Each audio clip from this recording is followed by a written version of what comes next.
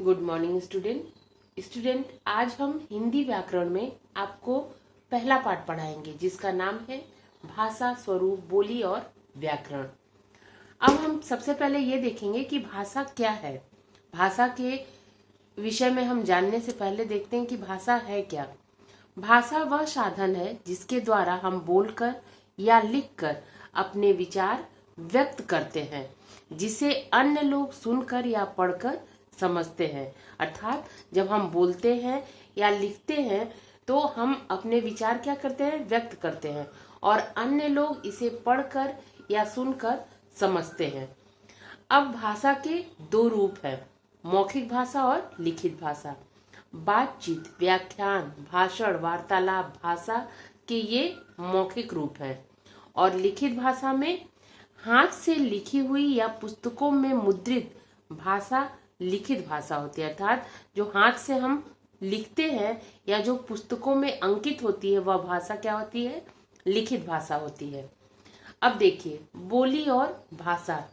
बोली का क्षेत्र बहुत सीमित होता है, वह एक विशिष्ट क्षेत्र तक ही सीमित होती है। लेकिन भाषा क्या है, भाषा का क्षेत्र बहुत विस्तृत होता है। इसे शासन स्तर पर भी कामकाज के लिए स्वीकार किया जाता है। तो ये है बोली और भाषा में क्या अंतर है, ये स्पष्ट करता है। अब देखिए भाषा के विविध स्वरूप, मातृभाषा और राष्ट्रभाषा, ये दो हैं इसके स्वरूप।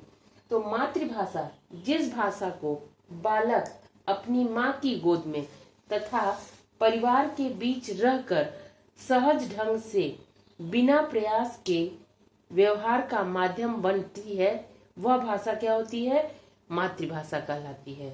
और राष्ट्रभाषा और राजभाषा क्या है कि राष्ट्रभाषा हिंदी भारत संघ की राजभाषा है, और इसे जो है राष्ट्रभाषा भी कहते हैं कि किसी की भाषा को राष्ट्रभाषा का गौरव उस देश की जनता के बहुमत से प्राप्त होता है, और संपूर्ण राष्ट्र में बोली जाने वाली प्रांतीय भाषाओं में हिंदी को ही राष्ट्रभाषा का गौरव प्राप्त है।